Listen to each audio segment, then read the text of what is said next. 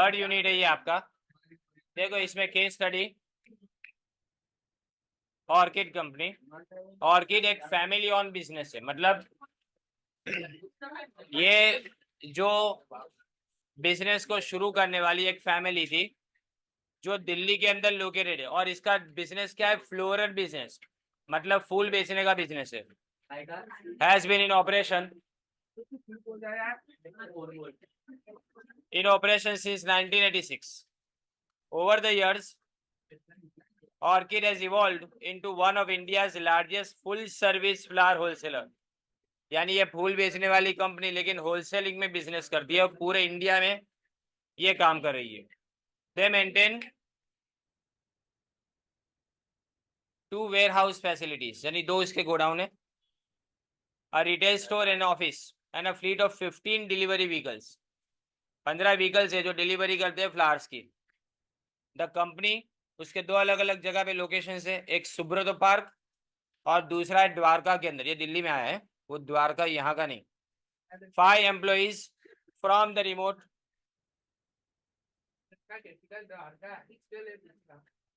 5 employees work from the remote warehouse. Employees इसमें काम करते हैं रिमोट वेयर हाउस के अंदर से। एंड ये जो है ना 6 किलोमीटर दूर है उसके मेन लोकेशन से। जहां पे जो मेन लोकेशन है वहां पे 115 लोग काम करते हैं। As a full service floral wholesaler, the company operates across India. पूरे इंडिया में ये ऑपरेट करती है। Wide selection of unique flowers, ये जो फ्लावर्स बेचती है, फ्लावर्स और ग्रीन्स जो इंपोर्ट किए जाते हैं दुनिया भर के अलग अलग देशों में से। Providing world class selection of the highest quality products backed by unmatched service. Service अच्छी और अच्छी क्वालिटी की प्रोडक्ट ये बेचती है। और यहाँ पे ये जो उसका स्लोगन है, क्या स्लोगन है, providing world class selection of highest quality products backed by unmatched service is orchids driving business philosophy. तो बिजनेस फिलोसॉफी याद रखनी है ये।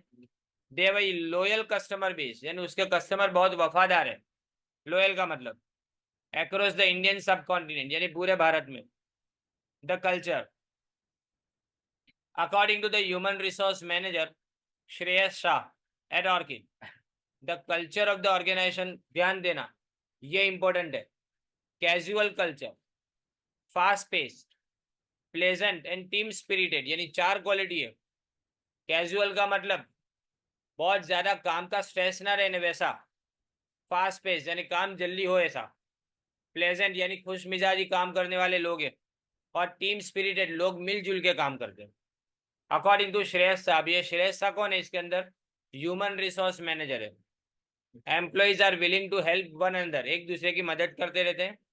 और लिखा है कि we are a seasonal business, इनका बिजनेस सीजन के हिसाब से बदलता है। Which means we have weeks throughout the year that are extremely busy and extremely fast pace. और कुछ सीजन के अंदर बिजनेस बहुत ज्यादा तेजी पे होता है। जब शादी का सीजन हो तब ये सबसे ज्यादा तेजी से फैलने वाला बिजनेस होता है। अब यहाँ पे कम्युनिकेशन की स्ट्रैटेजी ये लोग क्या रखते हैं। The president of the company, ध्यान देना जो टॉप लेवल पे है ना वो सिर्फ एक इंसान है जो प्रेसिडेंट है, वो इंटरनल कम्युनिकेशन के लिए रिस्पॉन्सिबल है।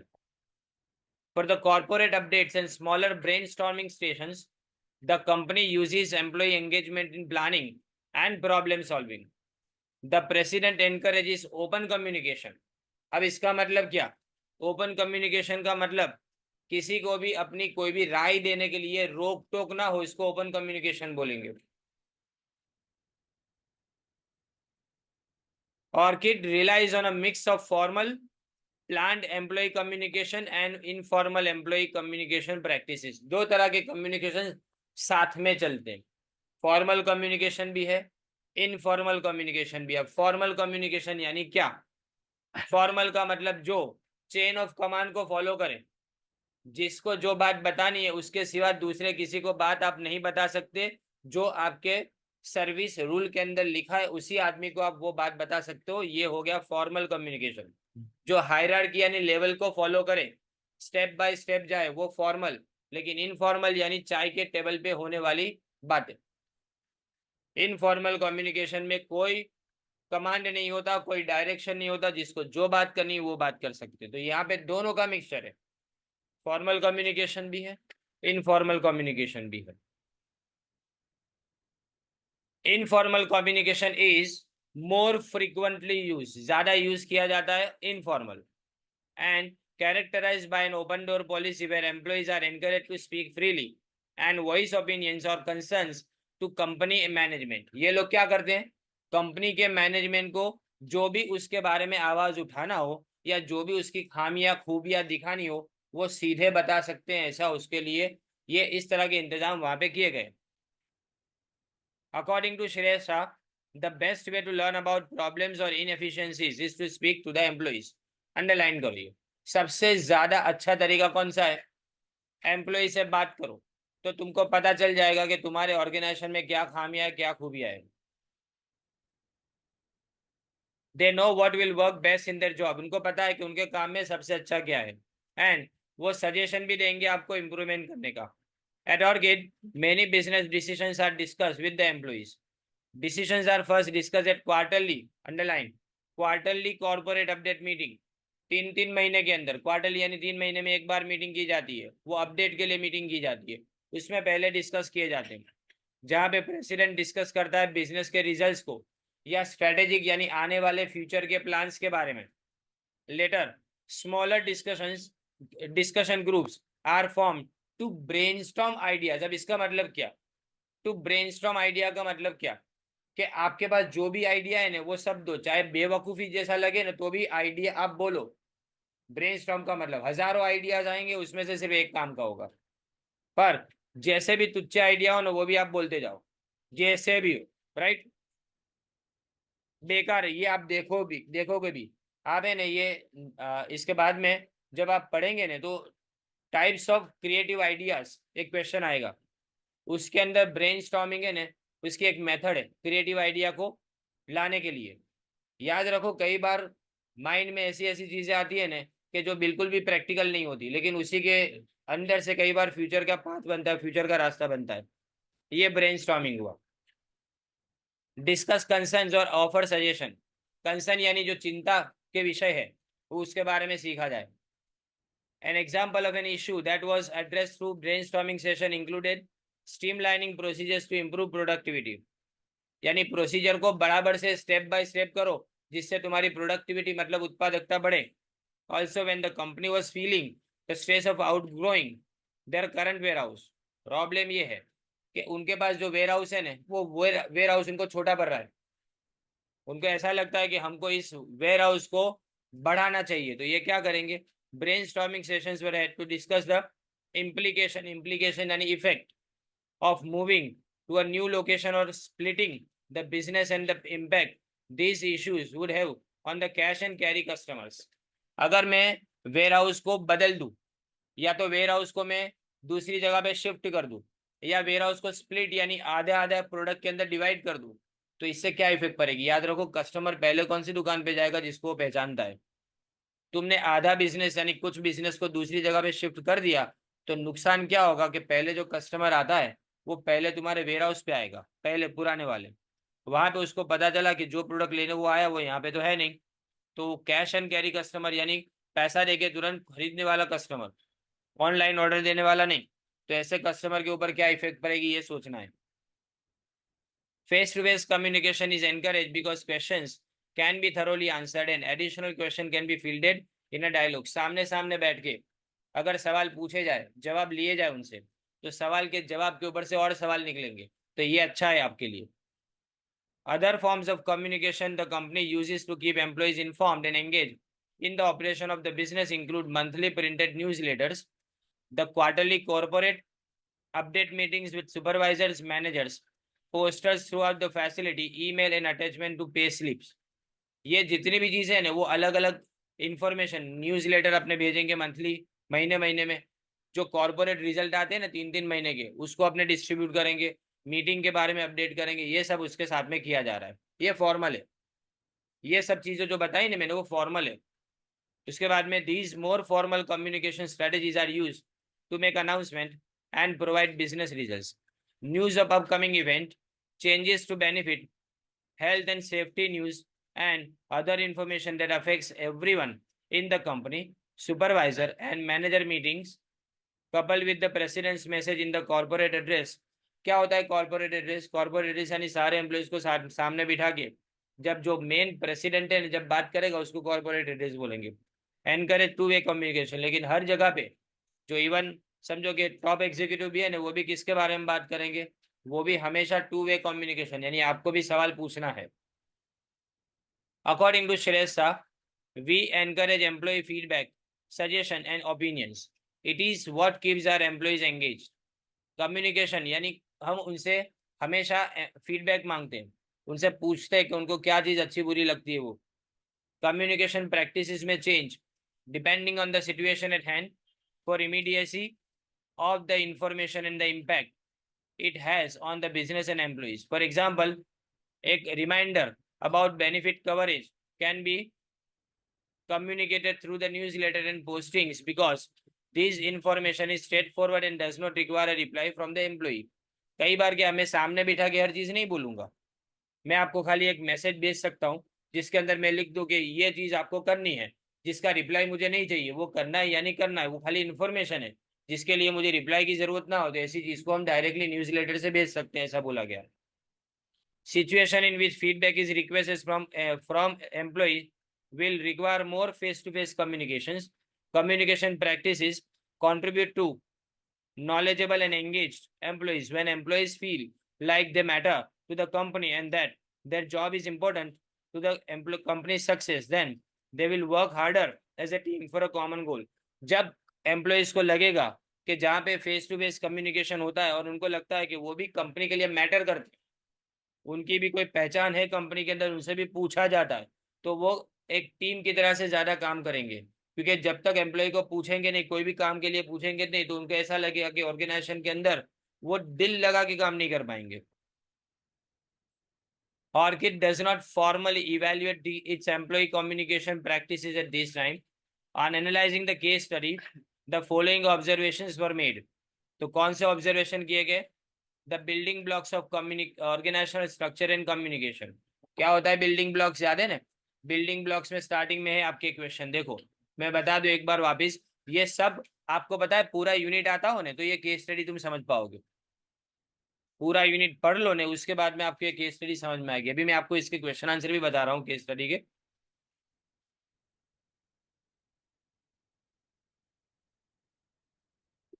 देखो ये रहा building block of communication. Objective अलग है और बिल्डिंग ब्लॉक ऑफ कम्युनिकेशन अलग है.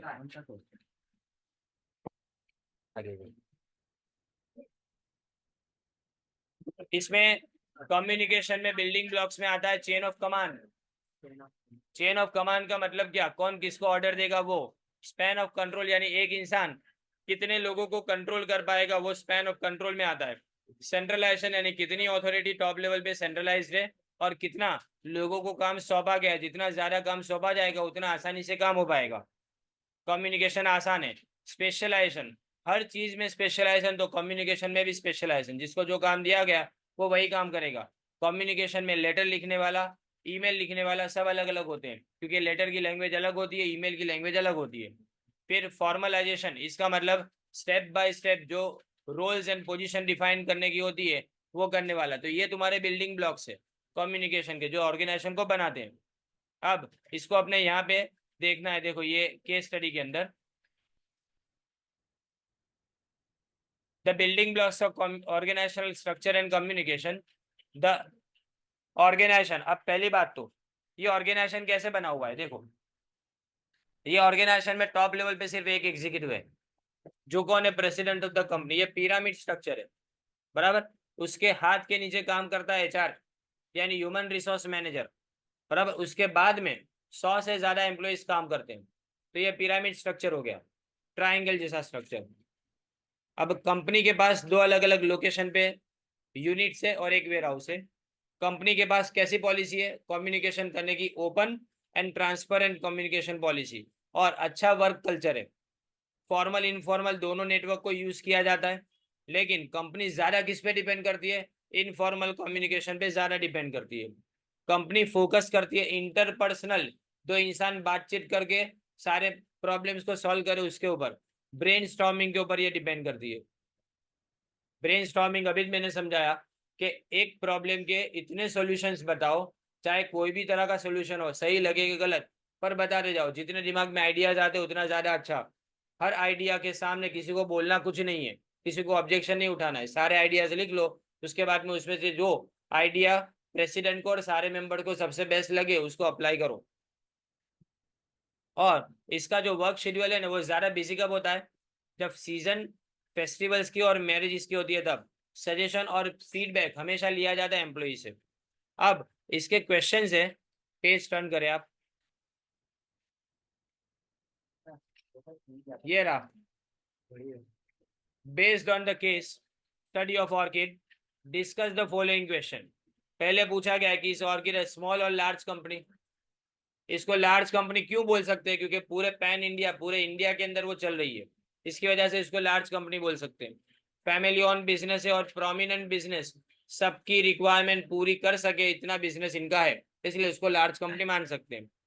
अब ऑर्गेनाइजेशनल स्ट्रक्चर में क्या क्या कौन कौन लोग हैं, तो अभी मैंने बताया। सबसे टॉप के ऊपर एक प्रेसिडेंट है जो इसका सीईओ है, उसके बाद में एचआर मैनेजर है, और उसके बाद में 100+ एम्प्लॉइज काम करते हैं। ऑब्जेक्टिव और फिलोसफी ऑर्गेनाइजेशन की क्या है, तो आपको ये दिखा पेज नंबर 10 के ऊपर, आप देख सकते हो। द कल्चर लिखा है ना? नहीं, द कल्चर के बिल्कुल ऊपर, द कल्चर के बिल्कुल ऊपर ये रहा। Proving world class selection, providing sorry world class selection of the highest quality products packed by unmatched service, ये उसकी फिलोसफी हुई, राइट। आपको सिर्फ एक एक मार्क का क्वेश्चन है, समझ लेना।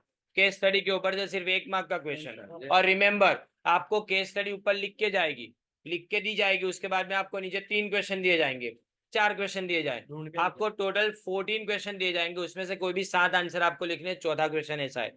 और चौथा question compulsorily, fourth question without any option, यानी सीधा इसके अंदर भले डायरेक्ट और वाला ऑप्शन नहीं है, लेकिन 14 में से 7 लिखने हैं, इसका मतलब आपको सीधे सीधे ऑप्शन तो मिल जाएंगे। तो बाकी सारे क्वेश्चन आपके 6-6 मार्क के, लेकिन लास्ट वाला क्वेश्चन आपका 7 मार्क का है। और 7 मार्क के क्वेश्चन में 1-1 मार्क के क्वेश्चन होंगे, समझे? तो इसमें ग्रामर भी आ सकता है, इसके अंदर वोकेबुलरी भी आ सकता है, और इसके अंदर ये केस स्टडी भी आ सकती है।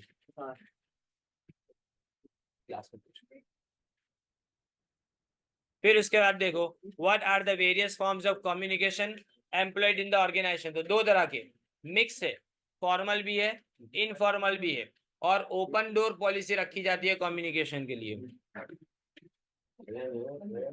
Do the communication practices and strategies practice in orchid remain static through out? तो ना, ये स्टेटिक नहीं है, चेंज होती रहती है। कब? देखो क्यों, इसके पीछे का कारण अपने पढ़ा कि अगर समझो कि सीधा किसी को लिटरेचर प्रोवाइड करना है जिसके अंदर फीडबैक की जरूरत नहीं है, तो ये लोग फॉर्मल कम्युनिकेशन को यूज करेंगे। लेकिन जहाँ फीडबैक की जरूरत है वहां पे इनफॉर्मल कम्युनिकेशन और फेस टू फेस कम्युनिकेशन को यूज करेंगे। तो हर बार जैसी सिचुएशन वैसा कम्युनिकेशन ये बदलते हैं, इसलिए यहाँ पे स्टेटिक यानी एक जैसा नहीं रहता। स्टेटिक का मतलब होता है एक जैसा। Can you notice time bound and dynamic communication in the organisation? तो हाँ, उसके पीछे का कारण ये है कि 3-3 महीने के रिपोर्ट डिस्कस किए जाते हैं। सबसे पहले क्वार्टरली रिपोर्ट को डिस्कस किए जाते हैं, उसके बाद में अगर प्रॉब्लम है तो ब्रेनस्टॉर्म किया जाता है और उस प्रॉब्लम को सॉल्व करने की ट्राई की जाती है। तो टाइम बाउंड तो है, क्योंकि 3 महीने में एक बार प्रॉब्लम सॉल्व करने के लिए मीटिंग की जाती है। What do you mean by open door policy as referred to in the case study? Open door policy का मतलब एम्प्लॉइज को फ्रीडम दी गई है कि वो अपने प्रॉब्लम एंड कंसर्न्स को सीधे मैनेजमेंट के सामने जाके डिस्कस कर सके, इसको ओपन डोर पॉलिसी बोलेंगे। अब यहाँ जो लिखा है ना, right a comprehensive note on the communication strategies adopted in orchid, ये नहीं आ सकता, ये वाला नहीं। उसके बाद में इंडिकेट कम्युनिकेशन गैप्स और problem as they reflect in the case study. Gap कहाँ पे? यहाँ पे पूरे केस स्टडी के अंदर आपको कोई ना कोई जगह गैप दिखती है। पहली तो गैप किसके अंदर दिखती है कि आप जब भी कोई चीज को समझने की ट्राई करते हो ना, तो डिस्कशन करते हो, पर इनके पास अगर एक प्रॉब्लम आया था, उस प्रॉब्लम का सॉल्यूशन करने के लिए उनको टाइम लगा, तो यहाँ गैप है। कौन सा प्रॉब्लम है? वो वेयर हाउस का छोटा पड़ना, उसको जो बोलते हैं ना, वो वाले प्रॉब्लम को सॉल्व करने में उनको टाइम लगता है। इसलिए why is the business communication so effortless and spontaneous in Orchid, क्योंकि इसमें क्या किया गया है, एम्प्लॉइज का फीडबैक लिया जाता है, एम्प्लॉय के पास से हर बार पूछा जाता है, उनको पार्ट ऑफ ऑर्गेनाइजेशन माना जाता है, उनको डिसीजन मेकिंग के वक्त शामिल किया जाता है। इसलिए हम यहाँ पे मान के चलेंगे कि ये कम्युनिकेशन एफर्टलेस है, बिकॉज हम उसको इन्वॉल्व करते, उन लोगों को इन्वॉल्व करते इसकी वजह से। ये सिंपल केस स्टडी हुई पूरी, पर इसके बाद जो है ना, वो तो दिमाग खलास कर देगी तुम्हारा। देखो ये सिर्फ एक पैराग्राफ है और नीचे क्वेश्चंस देखो।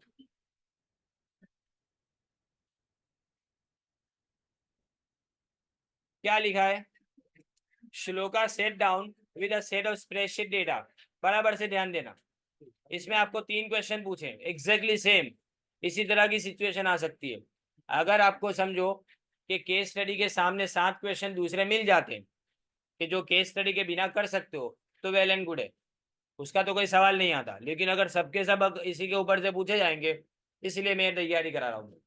मुझे फर्स्ट और सेकंड यूनिट की केस स्टडी में इंटरेस्ट नहीं है, थर्ड के अंदर इसलिए इंटरेस्ट है क्योंकि ये ऑप्शन बिना है, इसके अंदर और वाला क्वेश्चन नहीं आएगा, 14 क्वेश्चन डायरेक्टली पूछेंगे। और इन्होंने कोई पेपर फॉर्मेट नहीं दिया है, ऑब्लिक इतने ज्यादा किए ना कि उतने तो क्वेश्चन से मार्क्स कम है और क्वेश्चन ज्यादा है। 6 मार्क के क्वेश्चन के अंदर 8 चीजें पूछने की बोली है, तो किस तरह से एक मार्क के अंदर पूछेंगे, ये डिफिकल्ट है। देखो क्या लिखा है, shloka set down with a set of spreadsheet data and quickly realized that if his coffee shop was going to last the entire summer, he really needed to spend more time focusing on business from tourists because they were his only real potential for growth. Tourist के ऊपर क्यों depend करना पड़ेगा, पहली बात समझो, क्योंकि local coffee नहीं पीते, पहली बात तो ये हुई, दिमाग लगाओ पहले। और ये क्या बोलती है कि पूरे समर टाइम के अंदर डेटा को देखने के बाद उसको पता चला कि समर टाइम के अंदर, पूरे समर के अंदर उसको अगर चलाना है तो, क्योंकि कॉफी जो है ना वो ठंडी की सीजन में पी जाती है, गर्म कॉफी की बात है, कोल्ड कॉफी बीच में मत लाना कोई। What would be the objective of communication that shloka would adopt now? Communication का ऑब्जेक्टिव कौन सा, 10 ऑब्जेक्टिव है तुम्हारे पास कम्युनिकेशन के। देखो 10 ऑब्जेक्टिव में से मैं बता रहा हूं तुमको कौन सा ऑब्जेक्टिव इसके अंदर आएगा।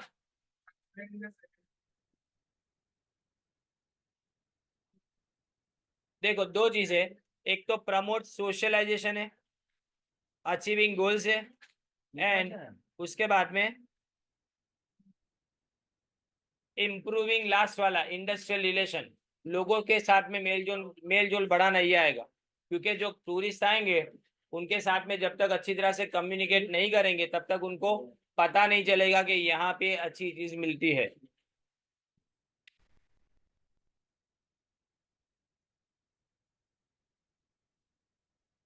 अब ये वाला देखो दूसरा, what suggestions would you, status की बात की है पहले, स्टेटस तो मैंने बताया कि स्टेटस यानी हालत इसलिए खराब है कि विंटर सीजन में चल जाता है, समर सीजन के अंदर तकलीफ होती है इसको। What suggestion would you give him to improve communication and profit, तो क्या सजेशन दे सकते हैं, सबसे पहली बात तो ज्यादा से ज्यादा कस्टमर के साथ में इंटरेक्ट करें, अपनी प्रोडक्ट को चेंज करके कम्युनिकेट करें, नई प्रोडक्ट को ऑफर करें। मानसी फर्क works for an organisation that on the surface says it's very creative and always looks for new ways of doing business। ये देखो ये ने हाथी के दिखाने के दांत अलग, खाने के दांत अलग, ऐसी बात, क्योंकि ऊपर ऊपर से दिख रहा है कि ऑर्गेनाइजेशन बहुत क्रिएटिव है, लेकिन अगर कोई भी आदमी कोई भी सजेशन लेके जाता है ना, तो तुरंत बोल देते हैं कि हम ये तो कर चुके हैं पहले, यानी उसकी बात सुनी नहीं जाती है। बराबर ने, which objective of communication seems missing in this organisational communication, तो देखो इसके अंदर मैं नंबर बता देता हूं direct. Objectives of organisation communication में देखे,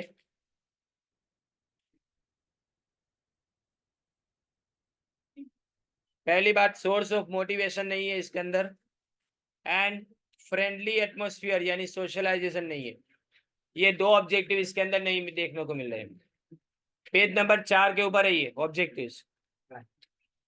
consider yourself in Mansi's place and decide how would you communicate this issue. कैसे, तो पहली बात तो आपको ये दोनों ऑब्जेक्टिव्स है ना, उस सबको क्या करना पड़ेगा, उन दोनों ऑब्जेक्टिव को इंप्लीमेंट करना पड़ेगा। Which channel would you adopt and why, कौन सी चैनल, चैनल ऑफ कम्युनिकेशन कौन कौन सी याद है ना, प्रोसेस ऑफ कम्युनिकेशन, प्रोसेस में कौन कौन सी चैनल जाती है, इनफॉर्मल चैनल सबसे ज्यादा अच्छी इसके अंदर, फॉर्मल से ज्यादा कौन सा, इनफॉर्मल वाला सबसे ज्यादा अच्छा। फिर अब देखो, Gorakh knows that his co-worker is stealing from the petty cash fund, यानी उसके साथ में काम करने वाला इंसान पैसे चुरा रहा है, रोज के जो पैसे खर्चे के लिए रखे जाते हैं उसमें से पैसे चुरा रहा है। However, reporting this behavior to his superiors will only result in increased paperwork and decreased trust from his peers around the office. Hence, Gorak decides not to tell anyone and instead just waits for his co-worker to get caught. अब इसने, गोरख ने क्यों मना किया, यहाँ क्यों मना किया गया देखो, तो इसके पीछे ये बिल्डिंग ब्लॉक ऑफ कम्युनिकेशन है ना, उसमें से आंसर आएगा।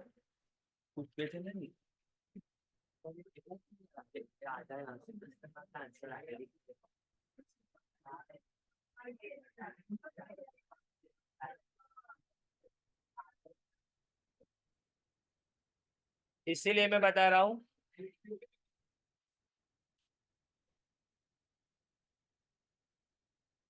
इसमें ने देखो, नंबर वन पहली बात तो क्या नहीं है इसके अंदर span of control, span of control नहीं है और फॉर्मलाइजेशन नहीं है, रूल्स एंड गाइडलाइंस नहीं है।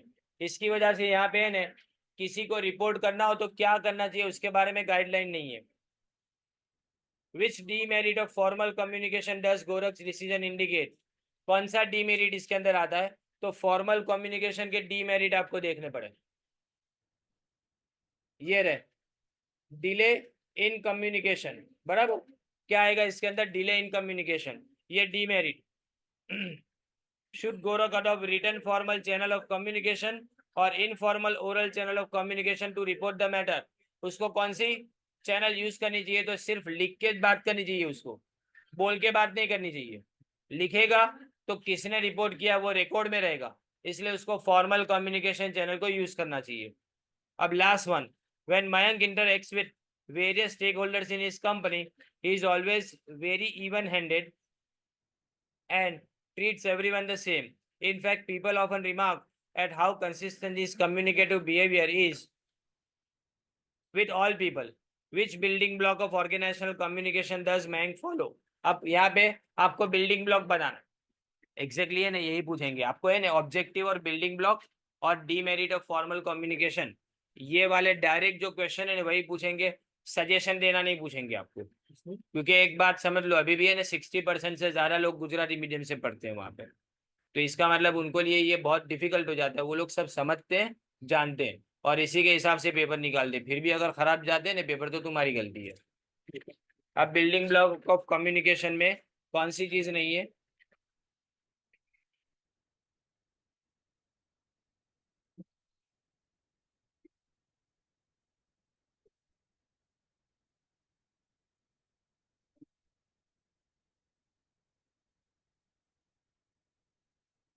देखो यहाँ पे जो इवन एंडेड लिखा है ना, इवन एंडेड लिखा उसका मतलब होता है पक्षपात रहित, विदाउट पार्शियलिटी, उसको इवन एंडेड बोला जाता है, इम्पार्शियल।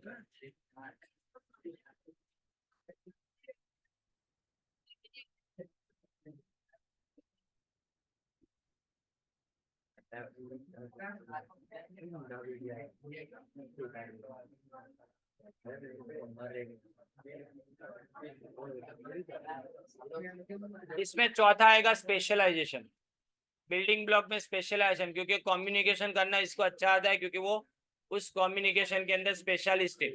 एक वर्ड है ना, उसके कारण मैंने ये बताया, कंसिस्टेंट लिखा है, कोई इंसान कंसिस्टेंट यानी एक जैसा काम कैसे कर पाएगा, जब उसको बार बार वही काम करने का दिया जाएगा तब, इसलिए यहाँ पे कंसिस्टेंट है, इसलिए यहाँ स्पेशलाइजेशन आएगा बिल्डिंग ब्लॉक के अंदर, गिव आर्ग्यूमेंट नहीं करना है वो।